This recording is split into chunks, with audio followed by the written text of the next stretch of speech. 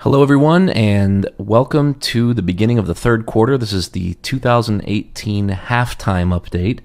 So we're just over halfway through the year. Today is Thursday, July 19th, and we're going to go over several things today. But first, as usual, I want to do a little housekeeping here. Make sure we optimize your screen. So as always, first of all, there's a little gear that says HD next to it.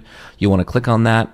A pop-up menu will appear, and you want to make sure that you're set to the highest quality setting. This particular picture says 720p. You might see 1080i, you might see 1080p, or it could say auto, but just make sure that you're set for the highest quality so you can see the charts and the different text as best as possible. Second of all, on the right-hand side, bottom right-hand corner here, there's a full screen mode. You want to click on that. That way you can see this entire presentation in full screen as well. So without further ado, let's just go ahead and move ahead here. Today's agenda. So we're going to talk about the U.S. stock market first. In fact, that's going to be the bulk of the presentation today, talking about different things going on here in the U.S. Then we're going to talk a little bit about interest rates, a little bit about commodities, currencies, gold, and then I don't know why I'm doing this, but I'm throwing in Bitcoin just for fun. And then we'll talk a little bit about what the rest of the year might look like and then close things out. So coming up right next here, we've got the U.S. stock market. So year to date, the S&P 500, here, this black dotted line right here is the beginning of the year. So these charts that I put together here were as of, I believe, Monday or Friday's close. So this isn't going to include this week's market action, but as you can see here, the market in the S&P 500, the black line here is the price. The S&P 500 is slightly up, but we've had a pretty volatile year. I think that's no surprise to most people. And if you look at the Dow Jones Industrial Average, it looks even worse. So, we had this big, huge spike up, kind of carrying through from the 2017 year of low volatility, record low volatility, I should say. Then we had the big, huge drop that took place over the course of the late January, early February, and then since then we've just kind of had this choppiness where if you think of it like a blackjack table, the market just hasn't been handing us very good cards. So so far the Dow is almost even year to date as of early this week. But if we move forward here, for those of you who've paid any attention to past videos, market commentary, there's several different indicators that we can look at to observe whether the market's in an uptrend or not. The first here up top is the S&P 500 or is the market trading above its 200-day moving average? So here's the 200-day moving average right here, and obviously it is trading above that. So that's one positive sign. The second is the 50-day moving average, or in other words, the 50-day trend trading above the 200-day trend. So here's the 50-day right here, and yes, it is trading above the 200-day. So that's another positive sign. A third, a little bit slower indicator, but is the slope of the 200-day moving average, or is the slope of the 200-day trend sloping up, down, or is it flat? In other words, trendless. And as you can see here, even though it started to kind of stall here and look like it might start to get flat or roll over, so far, again, the slope is still positive. So again, another positive sign. The fourth one here, momentum. We use relative strength for momentum. This is a 14-day RSI, and we saw a little peak back in February of RSI below the 30 level. And but other than that, we've seen it kind of dance off that level 30, which below which would be bearish. But since then, we're kind of sitting here in the middle of the momentum range, which is good. We don't want to see that get bearish. So you could maybe argue that momentum got a little bit bearish earlier this year, but at least so far things still look pretty good. So I would say there aren't any huge red flags right now, with the exception of some interest rates. There might be an issue with interest rates as interest rates continue to go up.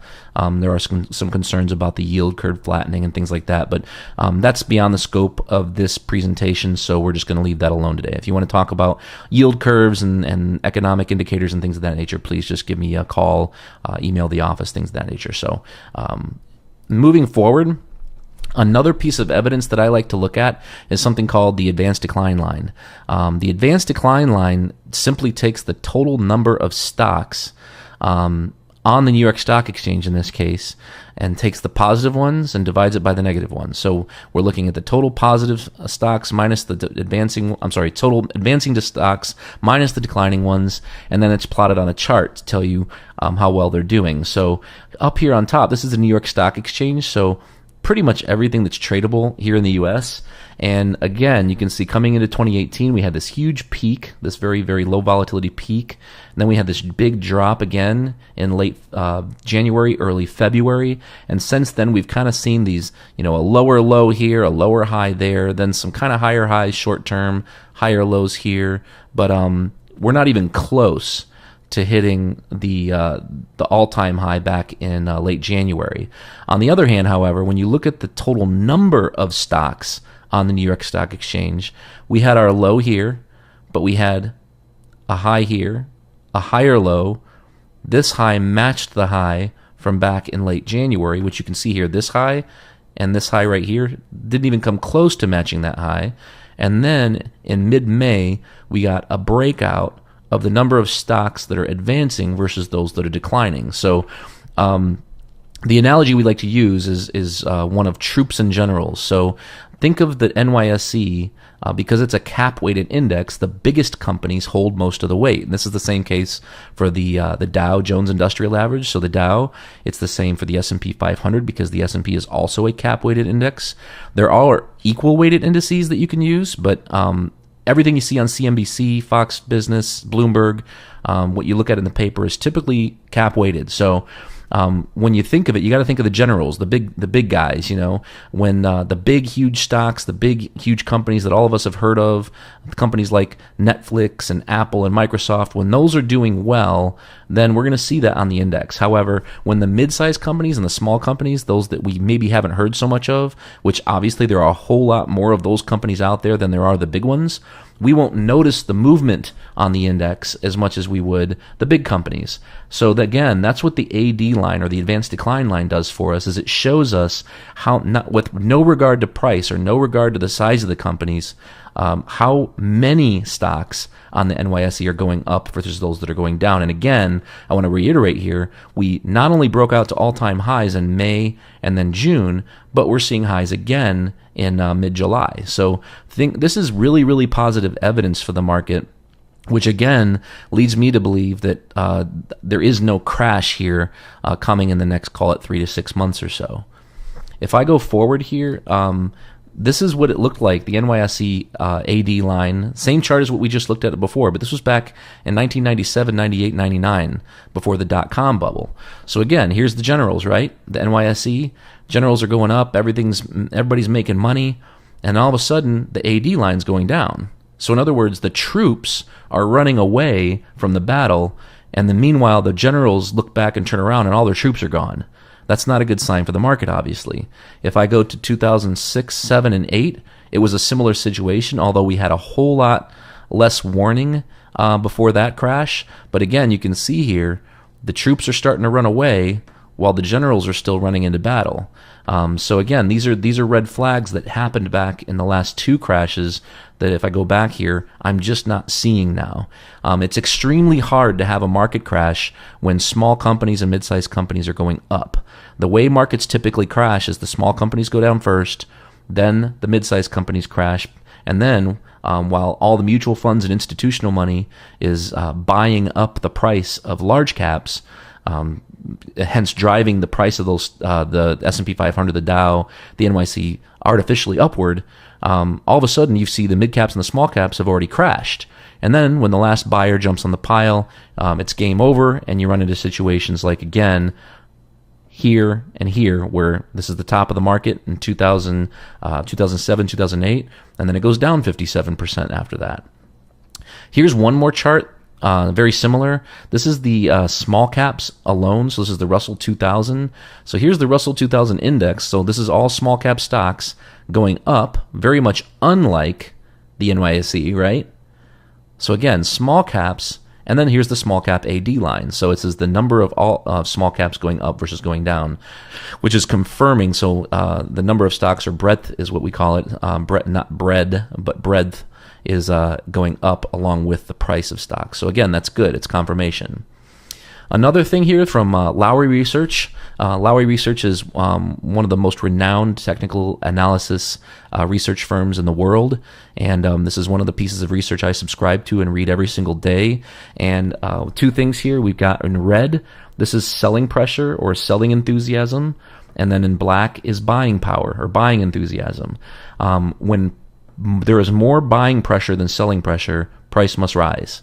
And when there is more selling pressure than buying pressure, price must fall. It's very simple. It's supply and demand.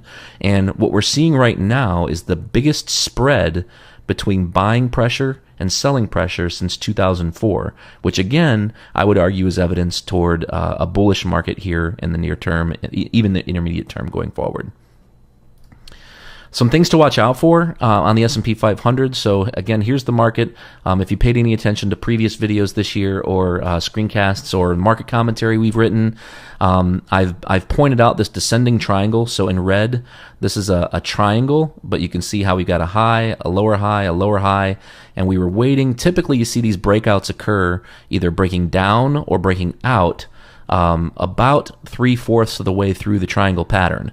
And psychologically, just so you understand what's happening here, is people are, as the market goes down here, people are buying this supply and then pushing prices back up.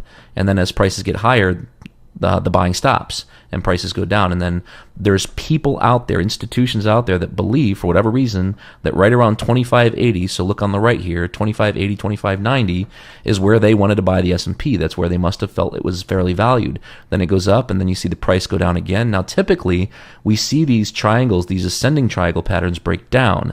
But in this case, it actually broke out. And I don't want to get into the statistics today, but in the past, when you look at historical statistics on descending triangles, when they break out, the profit over the next 12 months is usually very, very good. So right now where we're at is we want to see the market stay above this line here, this 2580. If the market were to go down and start to see, if we started to see lower lows and lower highs, and worst case, if we saw it close below 2580 for a few days, that would not be very good for the market at all. In addition, we want to see momentum. So this is, again, relative strength index, RSI. We want to see momentum staying above that 30 mark, because below 30 is bearish, and bearish is bad. So remember, bears attack with their claws from the top down, bulls attack with their horns from the bottom up. We want to be in the bullish camp, and we want to be making money. If this market does start to roll over, and we see it close below 2580 for a few days, and things start breaking down, if we start to see momentum break down, if we go back here to the AD line and we start to see the number of troops running away from battle, just like we saw back in 2000 before the dot-com bubble, then what we're going to do is we're going to start raising cash, selling investments, and walking away. Now, if there's something else we can buy, whether it be international stocks, which is unlikely, but let's just say there were international stocks going up when the U.S. stock market is going down, we could be buying them. We could be buying bonds. We could be looking at commodities or currencies. So there's other things we can look for that are trending up, but bottom line, these are the levels we need to be looking for. And at the end of the day, what we really want to see is for the S&P 500 to get back above this 2870 level and then break out to new all-time highs. So that's the end of our discussion about the stock market. Let's just briefly talk about bonds and interest rates. I don't want to get into too much detail here because I don't want this to be too long.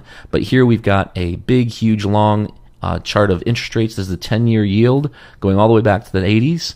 And you can see here we've seen a downtrend. This is nothing new. And we've kind of got this long bottoming process. When the stock market crashes, the stock market typically crashes fast. In other words, the end happens fast. Keep in mind, when markets crash, it takes 18 months typically for the market to go from top to bottom. However, the bottoming process at the end of a crash is usually very swift. With interest rates, it's much different. Interest rates are very slow. It can take 3, 4, 5 years for interest rates to bottom. So you can see here back in 2013-ish And then here in 2015, 2016, we're seeing this bottoming process take place. Now, what's going to happen? Are we going to see a breakout above this downtrend line? I don't know. Are we going to see it pull back and then break out here in the next year or two? I don't know that either. But this is definitely something we're going to be paying a lot of attention to. And then going back to my very, very brief comment earlier about the yield curve, this is also something we need to be paying attention to as well. Switching gears to commodities and currencies, just briefly want to talk about gold. We're not going to talk about any currencies today aside from, like I mentioned, Bitcoin. But gold, all the way back here in 2011, these are the all-time highs. And since then, it's just kind of been a mess. Now, there were definitely opportunities for growth within this long-term downtrend. So, for instance, back in late 2015, early 2016, you can see there was a little opportunity to maybe make some money in gold. And then you could argue that maybe from 2017 through maybe early this year, there was an opportunity to make a little bit of money. But you had to be perfect. I mean, you really had to be calling bottoms or, picking tops, picking bottoms like a monkey, right? But anyway, right now, if we scan in on this little box right here, before I do that, the levels I'm watching, 1240 on gold, 1200-ish. And then if we get back below this level here, I don't know. I'm not a huge gold fan right now, just to be honest. I have no interest in buying gold. I think there are too many other good things that are trending up that have relative strength, that have great momentum, that we could have our money invested in. And in addition, you can see this high here, a high here, a high here. And there's a lot of resistance there. Now, if it can break above that, 1360, 1380 level, then great. And maybe there's a case for gold. But right now, I'm thinking there's other things we could be spending our money on instead. This is the short-term chart for gold. So this is year to date. You can see how it tried to hit 1360. It hit it again. It hit it again. It hit it again. So that kind of range between 1350 and 1364. It just can't seem to break above that part. And then you can see this low here, a low here. Then it breaks below that low. It tries to get back above it, and it goes down again. So I guess I just can't reiterate more. I don't think that I don't see gold crashing or anything like that, but I just don't see it as a good investment for our portfolios at the time. All right, let's change gears again and have a little bit of fun. I apologize if you're a big Bitcoin fan, but this is the long-term Bitcoin chart. It's beautiful if you go, all the way back to 2015, when Bitcoin was trading. By the way, this is the ETF GBTC, which is the tradable investment you can use to buy Bitcoin. Obviously, there are other ways to buy it, but this is the ETF that represents the price of Bitcoin. And back here, you can see all the way back in 2015, we've got 30 cents a share. This thing goes up to, $38. And then, here we go, from $38 a share down 76% as of earlier this week. So not in an uptrend by any stretch of the imagination. There are a lot of analysts out there who love the Bitcoin crypto market. There are some people that I very much respect who do think that this thing's got another big move northward in it before it does collapse. But I mean, it's so far away right now, it's kind of hard to say that it would collapse at all. We don't know what's going to happen. But right now, kind of like gold, I don't think that this is an investment that I want to be toying around with until we see more momentum, more of an uptrend, and a little bit more evidence that the investment's going up. I've got this quote on all of my screens at my home office, my office, and my laptop. It's a Jesse Livermore quote, and it says that you should never trust the market. You should never trust your opinion until the market confirms your opinion. So just because you think something's going to go up, or you want it to go up, or you hope it goes up, or you like it, doesn't mean you should buy it. You need to let the market, and whatever the investment is, in this case Bitcoin, you need Bitcoin to tell you that it's in an uptrend before you start buying it, not buying it and hoping it goes up. That's gambling. So Bitcoin today, quiz time here. Remember we talked about the 4 different things that we want to look at when we determine if something's in an uptrend or a downtrend. There's only 3 of them on this chart because I did not put momentum. I did not put RSI on this chart. But first of all, we've got this line in the sand of resistance here. It pulls back, breaks through that ceiling, and we have this huge up move, right? Then we get this pullback to around 1050 a share, bounces off, comes down, bounces off 1050, bounces off 1050, and then it breaks through, tries to get above that floor, that floor now becomes a new ceiling, and that's kind of where we are. So I think actually, since I put these charts together, that we may have seen Bitcoin get back above that $10, $50, $11 range on GBTC. But we're going to have to see if it holds there because, again, quiz time from earlier in this presentation, right now we see lower lows and lower highs. We also see the price trading below this 200-day moving average. And we also see the 50-day moving average trading below the 200-day moving average. So lots of evidence to the contrary of this being a viable investment for portfolios of those who would like to see their money go up in value.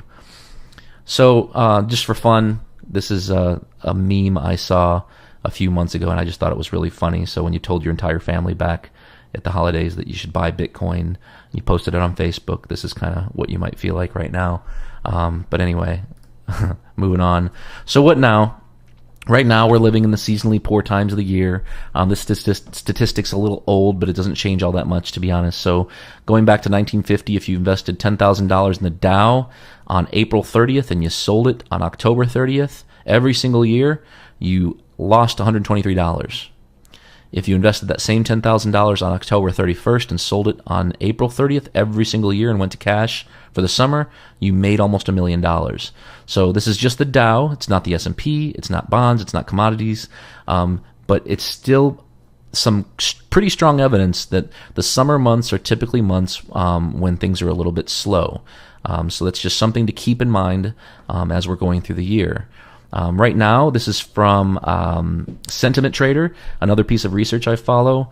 This kind of grayish line here is the S&P 500, and then you have the smart money, so the commercial money here, which is right around 54%, as you can see in the legend up top here. Then we've got what they call the dumb money, or the smaller money. That's their confidence levels around 53. You can see how confidence levels tend to rise when the market goes down. As the market goes up, confidence levels of the smart money tends to go down. So it's a little bit contrary to maybe popular belief that when the market's up, everybody's happy. Obviously, the more the market goes up, the higher the risk levels. So it's a little bit the opposite.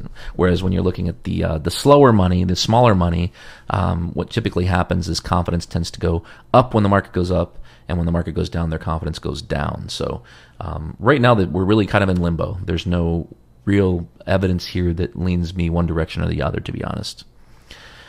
However, from Stock Trader's Almanac, this is great stuff. I love reading their research. What we're looking at here is a couple things. First of all, in black, this is all midterm election years. So in black, in all midterm election years, what we typically see is a little drop in January, a rise from February through mid-April, then a drop until June, July-ish, and then a sideways movement until the fourth quarter of the year. Then the fourth quarter typically tends to be really, really good, toward the end of the midterm election season and after the elections are over. This line right here is every year, so this is just average in general. Well, but in this year so far, you can see how it's just been huge, a huge wild dispersion, with the exception of maybe you could argue that in April it kind of looked a little bit like it did on average, but this line right here, kind of heading down, I'm guessing we're probably going to see some more boring sideways movement here through October-ish, when the elections start to get near, and then things might change. Same thing for the Dow. Again, the Dow looks much worse than the S&P 500 this year. So if we look at midterm election years on average, again, down in January, up to mid-February, down till July, sideways until October, then they typically shoot up. I think we'll probably see, again, kind of some sideways action here until that fourth quarter, at which point I'm thinking we'll probably see some growth, or at least we'll say the bulls will be on our side.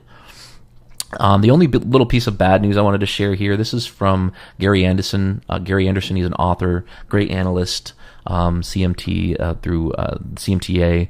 I met him there, and I've seen a lot of his research, his book, and based on a strategy he calls the Janus strategy.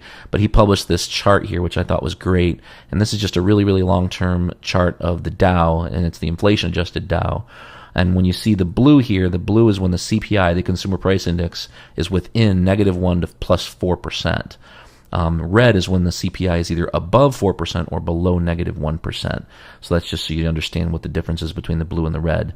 But what I think is really interesting isn't so much the blue and the red, but more so that we've seen so much blue and that we're kind of tapping the top of this rising channel.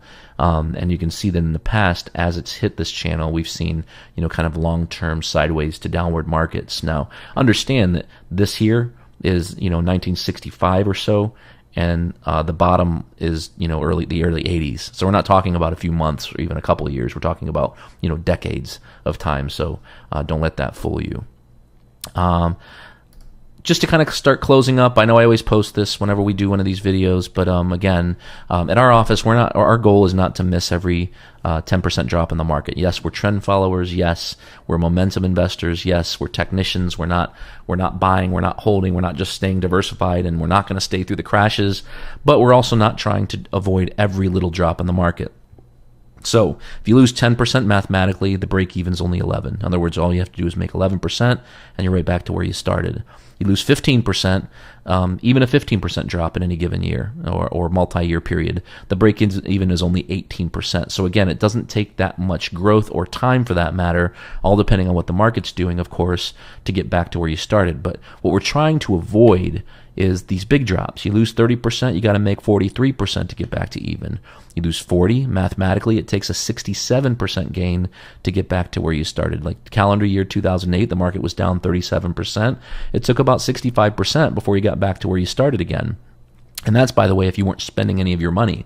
So if you're just letting it sit there and you're never going to spend it, then okay, maybe you're fine. But if you're using your portfolio for income or plan on doing so, it's really, really important to make sure that we're avoiding the big crashes because, shooting the lights out or trying to beat the market or trying to, do everything we can to get every bit of the upside isn't typically possible. I mean, some of the best mutual fund managers and analysts in the world still struggle to beat the market. So again, last year, you've seen this statistic, I'm sure, but if you lose half your money, you got $1 million portfolio, you lose half, you've got $500,000.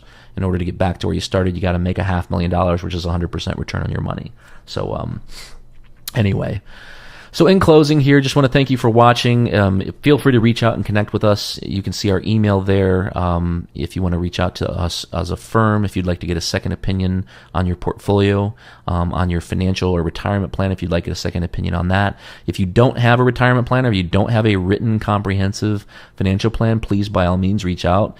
We'd be happy to do that for you. We have a 3-appointment process where we have every client meet with us 3 times before we'll even allow them to transfer a dime of their money to us. So if you have any questions, even if you don't want a second opinion, but you just have questions, you don't have to be a client to ask a question. So there's our address, our phone number, our email address. Feel free to check us out online. We're in the process of redesigning our website, which should be relaunched here in the next couple months. But feel free to check us out on our website. Twitter, you can follow our company. You can follow myself, Adam Koos, on Twitter and Facebook, as well as LinkedIn. You can connect with me on LinkedIn if you'd like as well. So that's all for today. Thank you so much for watching. I hope you found something interesting today. I hope you learned a little bit about the market, about what's going on so far this year and what we might expect. And by all means, please reach out with any questions. We always love to field questions. Again, even if you have no intention of becoming a client, we're happy to answer any questions you might have. Have a wonderful rest of your summer. Try to stay cool, and we hope to hear from you soon.